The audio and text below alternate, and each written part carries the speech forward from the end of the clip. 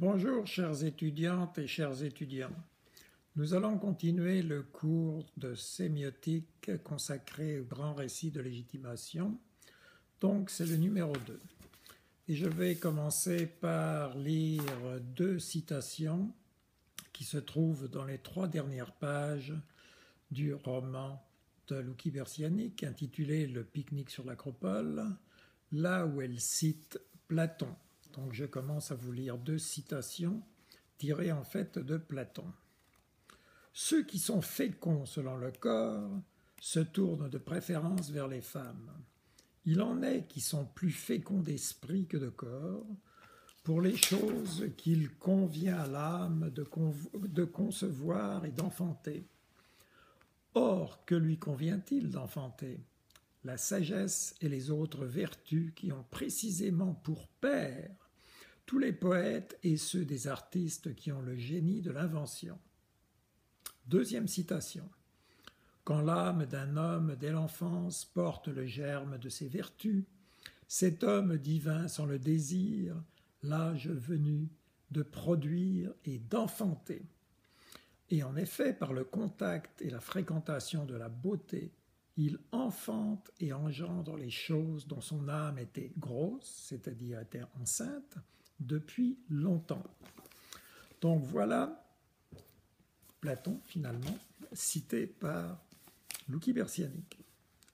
Donc, évidemment, dans ces deux citations, il n'y a pas un récit qui se développe tel qu'il a été analysé par Vladimir Propp, c'est-à-dire avec une série d'actions auxquelles sont liés des agents d'action, avec un conflit au milieu et puis un héros qui triomphe, et puis une situation initiale et une situation finale différente qui couronnent le héros. Non. Cependant, on se rend compte, malgré tout, en lisant ces citations, qu'il se passe quelque chose. Ce qu'il se passe, c'est qu'il y a des hommes qui, à la situation initiale, ont un potentiel et qu'à la situation finale, ils ont enfanté, ils ont accouché. Des hommes qui accouchent de quoi ? Des idées, de la poésie, de concepts scientifiques, de la littérature, de la philosophie, du savoir. Bien, voilà donc un récit très particulier. Et si on revient finalement à la première phrase de la première citation, on se rend compte qu'il y a évidemment un récit parallèle, puisque des hommes qui sont tournés vers le corps vont se tourner plutôt vers les femmes. C'est-à-dire que le récit de l'accouchement, bien sûr, est lié aussi, on le sait, au fait qu'il y a un potentiel chez les femmes et qu'à la fin, elles accouchent d'un bébé, d'un corps. Mais on sait évidemment aussi, et ça c'est une autre histoire qu'on nous raconte, et qu'on nous raconte depuis des millénaires, comme ce récit de Platon, c'est que l'âme, l'esprit, est supérieur au corps qui lui est inférieur. Donc, quand on confronte ces deux histoires qu'on nous raconte, ces deux récits, celui des hommes qui accouchent et celui des femmes qui accouchent, eh bien on comprend, par l'intermédiaire de Platon, que les hommes sont supérieurs aux femmes, parce qu'ils accouchent de ce qui est vraiment important, c'est-à-dire la poésie, la science, le savoir. Voilà le récit finalement qui a été diffusé depuis des millénaires dans le monde occidental et qui a permis en fait, comme le souligne Luki Bersianic, que les femmes soient déclarées inférieures aux hommes puisqu'elles n'accouchaient pas vraiment des choses particulièrement importante, ce qui a eu évidemment, ces petites histoires ont eu bien sûr des conséquences économiques, légales, familiales, professionnelles, émotionnelles sur les femmes au travers des siècles. Bien, autrement dit, ça c'est ce qu'on appelle un grand récit de légitimation. Un récit qui, au départ, raconte une histoire qui peut sembler bizarre ou banale, confrontée à une autre, et qui se répand à travers les siècles sur des continents. Et ce récit, bien sûr, repose sur une certaine logique. Il y a des rapports de cause à conséquence explicites ou implicites, puisque on peut en conclure facilement que les femmes sont inférieures aux hommes, puisque l'esprit est supérieur au corps. Bien, enfanter des corps, c'est moins bien que d'enfanter du savoir.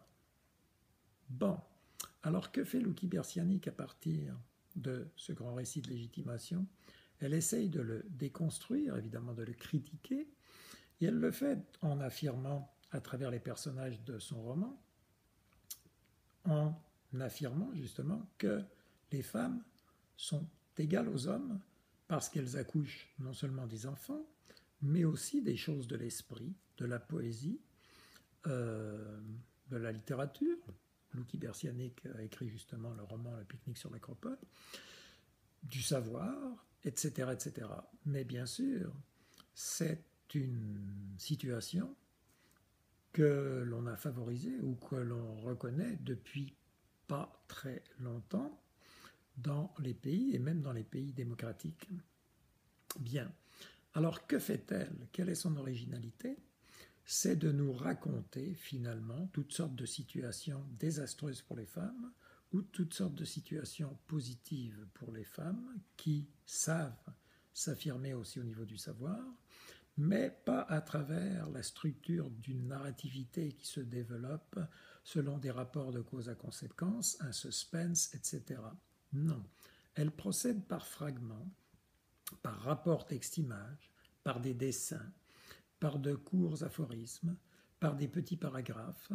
Donc tout son roman est un fragment de remarques, de pensées, d'illustrations, etc., qui, toutes et tous, finalement, coupent la narrativité style Vladimir Propp avec un suspense, un grand conflit et un héros qui sort de là.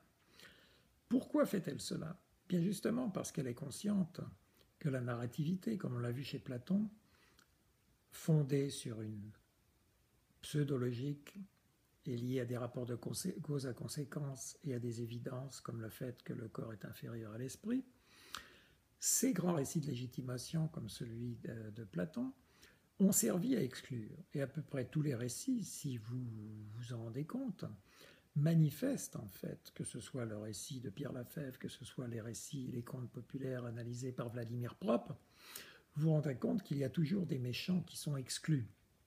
Donc, la grande majorité des récits de la planète sont là pour justifier des exclusions.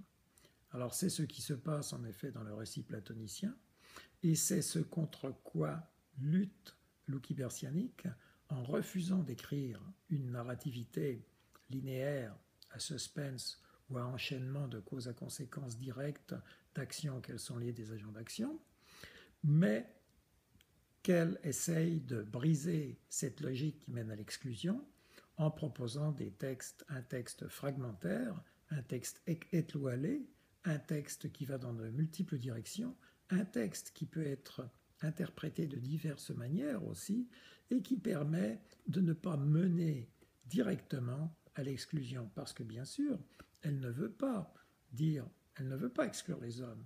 Son but n'est pas de dire que les hommes sont inférieurs. Son but est de proposer la reconnaissance de la différence de genre, la différence sexuelle, dans l'égalité. Autrement dit, la reconnaissance du genre féminin comme égal est liée à la production d'un genre littéraire nouveau, qui est celui d'un roman qui échappe à la structure narrative traditionnelle pour inventer une autre structure et pour inventer une nouvelle logique où il est possible de reconnaître l'altérité, de reconnaître la différence dans l'égalité.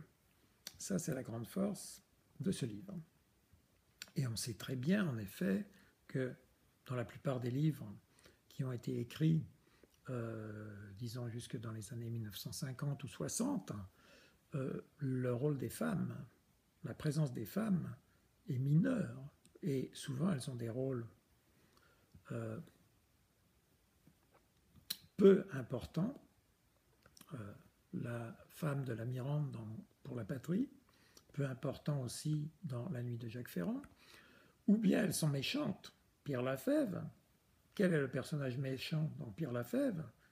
C'est la vieille qui vole les objets magiques à Pierre et qui est châtiée par le bourdon et le bâton donné par Saint-Pierre. Donc, on voit bien que dans la plupart des textes littéraires, il y a, comme dans le texte de Platon finalement, un rôle plutôt négatif ou plutôt effacé qui est attribué aux femmes. Et c'est ce contre quoi, justement, lutte Lucky Bersiani dans ce texte. Donc, revenons maintenant à votre sujet de dissertation, qui est de voir si les narrativités particulières, c'est-à-dire si le récit que l'on trouve dans un roman, dans une nouvelle, dans un article de journal, peut toujours être relié à un grand récit de légitimation, eh bien, il va falloir, évidemment, me trouver un grand récit de légitimation, celui de l'exclusion des femmes, par exemple, ou bien celui dont on a parlé au dernier cours, celui qui valorise l'éducation et la modernité, et puis trouver un texte qui peut être relié à un de ces grands récits de légitimation, et là, vous procéderez en quelques pages à démontrer les liens entre ce récit particulier, ce roman, cette nouvelle, cette structure narrative inscrite dans un texte particulier, et le lien qu'il peut y avoir avec un des grands récits de légitimation qui gouverne finalement nos attitudes, nos pensées, nos fonctionnements sociaux, politiques, économiques. Donc, nous avons fini cette capsule. Je vous remercie et je vous souhaite de faire de bonnes lectures. Merci.